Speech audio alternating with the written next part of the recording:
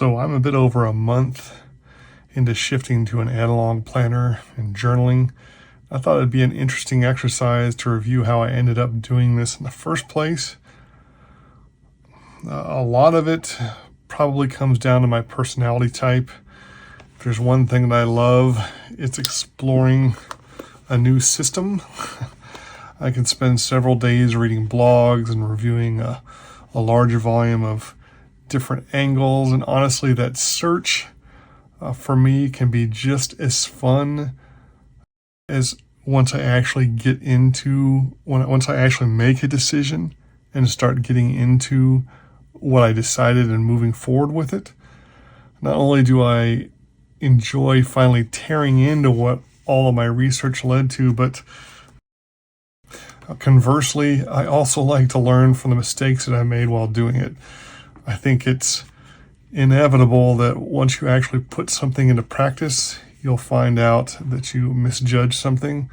And for me, that is almost as fun to learn as well. Now, I am talking about my personality here. I'm sure some of you are thinking that I am a total nut, but those of you that do like things of this kind, what I can promise you is a very enjoyable research binge.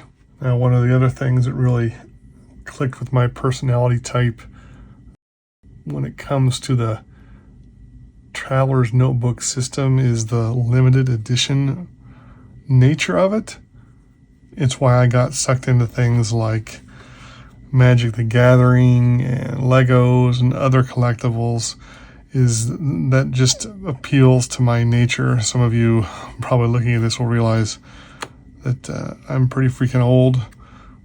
I got into Magic the Gathering way back in the early days, as a matter of fact, when beta was out. So I've got mostly unlimited and revised cards. I kind of quit shortly after Legends. But that was a fun period of my life. And Traveler's Notebook also kind of scratches that itch for me. It's got some limited nature to it. Oh, and by the way, yes, the Suvin Doppelganger is by far my favorite card of Magic the Gathering. I think Quentin Hoover was such an amazing artist, but I had to keep at least one copy of that, even though I don't play the game anymore. Now, for the record, it wasn't just Traveler's Notebook that pulled me into this corner of the internet. As I dug into planning and journaling, there were several tunnels that you could venture down, and we're going to take a tour of a couple of those here in just a second. As you look at the two samples I'll be sharing with you, it'll become painfully obvious that I sample many different things, some of which will end up being abandoned because they aren't working with where I finally settled. But as I mentioned earlier, it is the research that is almost its own reward for me. That, and I can just tell myself that maybe someday I will change my mind and actually use some of those items that I purchased.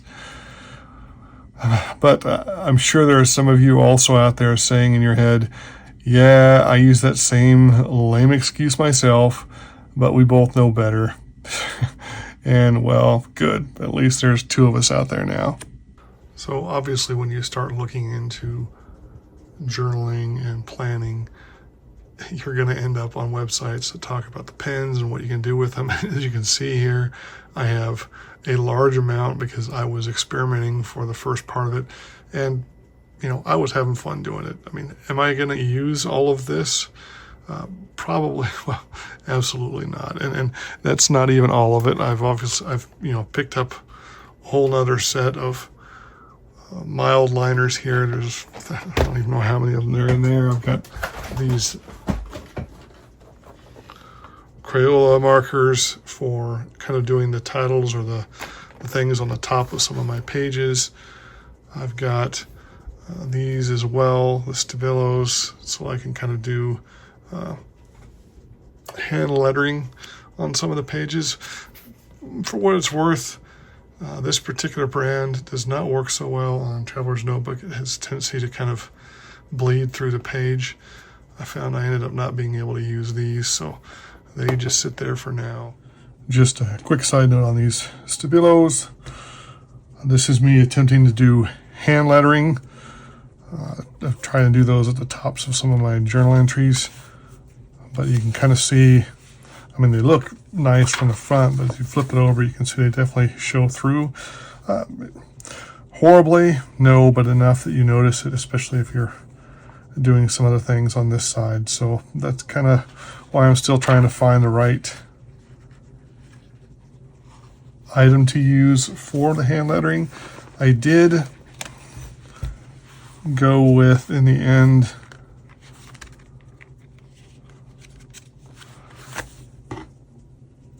the Crayolas.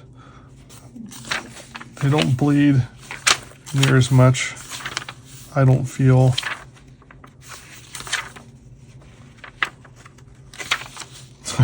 Maybe I'm wrong. Maybe I should just stick with the Stabilos. Anyway, there you go. Just so you can see a sample of what they look like through there. Those are the Crayolas, and the other here was the Stabilos. I like the Sarasas a ton, so I picked up a lot of different colors of Sarasa. And these are also another set, kind of the earth tone set of Sarasa. I do like the click art, and so you'll see a large volume of click arts here. These are the friction pens, so I can do some different art pieces inside of those pages.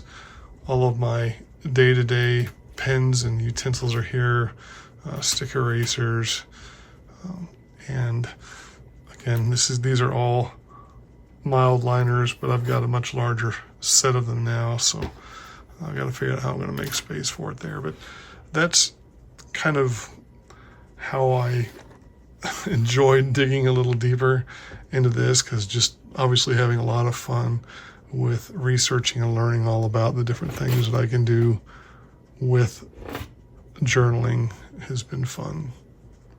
From the pen organizer here, we'll take a little trip to the right, which is where I have all my Traveler's Notebook inserts, because when you're doing research in a Traveler's Notebook, there are so many different things to play with that I picked up a whole big variety. We'll kind of cover a few of those here shortly so that I could determine what I liked and also make sure I have some spares for when I end up running out of a notebook, which is looking like it might happen a little sooner than I thought.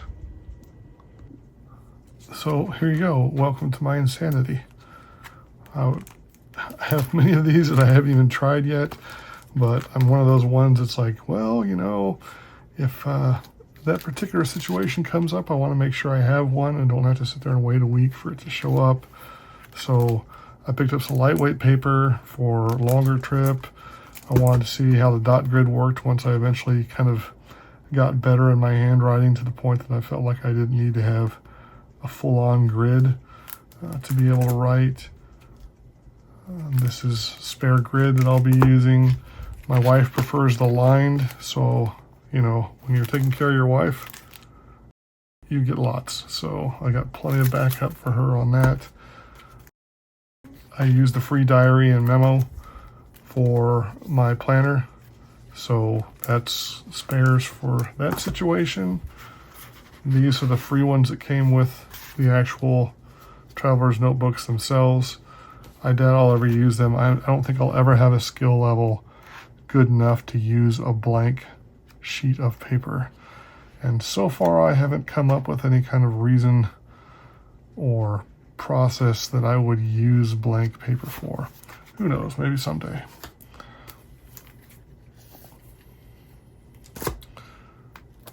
Got the card file so that I can eventually start, I think it'll come up in a future video, but obviously I dropped down, you probably saw from looking around, I dropped down the fountain pen hole. So I wanted to have probably some pockets so that I could start doing ink samples. So that's what that one's for.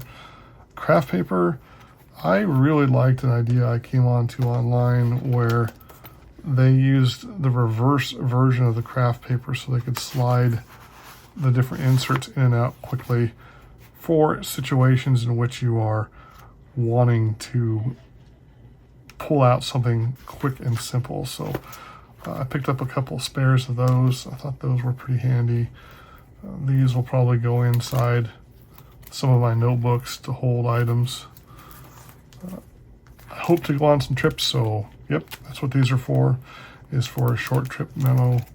And of course the standard backup things that you would see from Traveler's Notebook, the spare bands, the jumper bands, the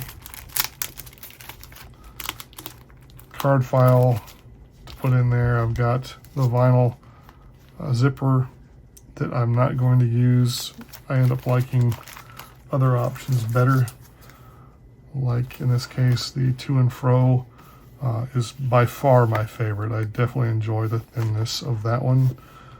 But I did pick up a generic Amazon one, so on my other notebook where I'm doing my history and my gratitude journal, I kind of put it in there so it can hold pictures that I print off that way. So those worked out pretty well. But that's